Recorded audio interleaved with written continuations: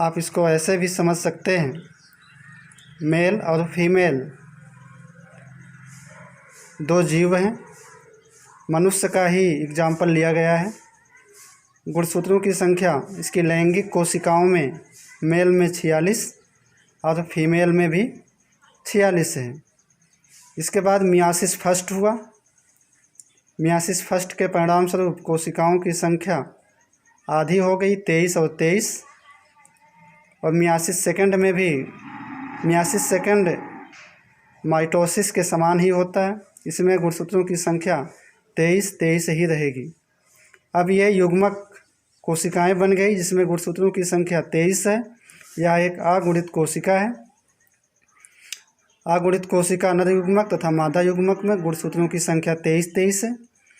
अब दोनों युग्मकों के संलयन से निषेचन की क्रिया होगी और निषेचन की क्रिया के परिणाम स्वरूप पुनः युग्मनज का निर्माण होगा और युग्मनज में फिर से गुणसूत्रों की संख्या 46 होगी। और इस युग्मनज के विभाजन से भ्रूण का निर्माण होगा, एम्ब्रियो का निर्माण होगा।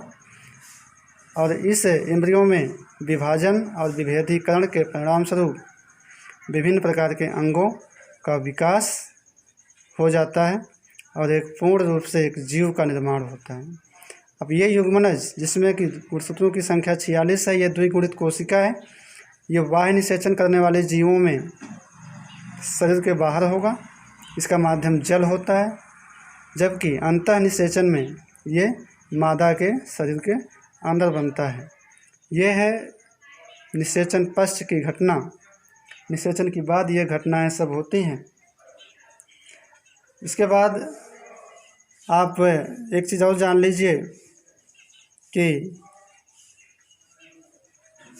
अंड प्रजक और सजीव प्रजक दो चीज़ें होती हैं।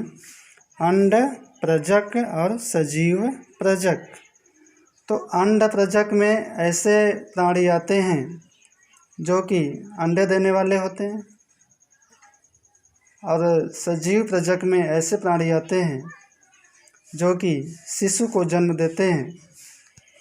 अंड प्रजक जैसे आप रेप्टाइल्स वर्ग में जाएंगे तो रेप्टाइल्स वर्ग में छिपकली है, सर्प है, स्नेक, तो ये सब अंडे देते हैं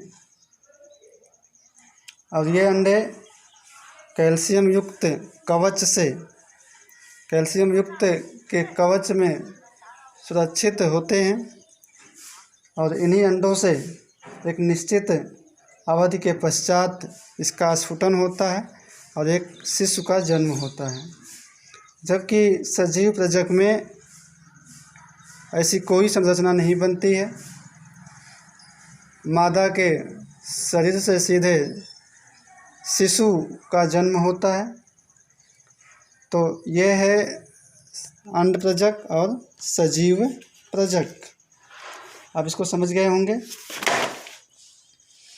इसके बाद अगर पुष्पों की बात की जाए, पौधों की बात की जाए, तो पौधों में जो अंडाशय होता है, निषेचन के बाद यही अंडाशय फल में विकसित हो जाता है और जो उसका बीजांड है वो बीज के रूप में विकसित हो जाता है। फल भी एक आवरण से ढका होता है जिसे हम फल भित्ति कहते हैं। फल भित्ति, फल के जो मांसल भाग है उसको हम उसकी मध्य भित्ति कहते हैं। ऊपर का भाग उसका वाय भित्ति, जो फल भित्ति के नाम से भी जानते हैं। और अंडाशय के अंदर, फल के अंदर बीज पाया जाता है। इसी बीज से एक नए पौधे का जन्म होता है। तो इस प्रकार आप सभी लोगों ने पौधों में जनन को समझ लिया होगा। आपको कोई भी अगर इसमें डाउट होगा, कोई भी आशंका होगी, आप निश्चित रूप से कमेंट करिएगा।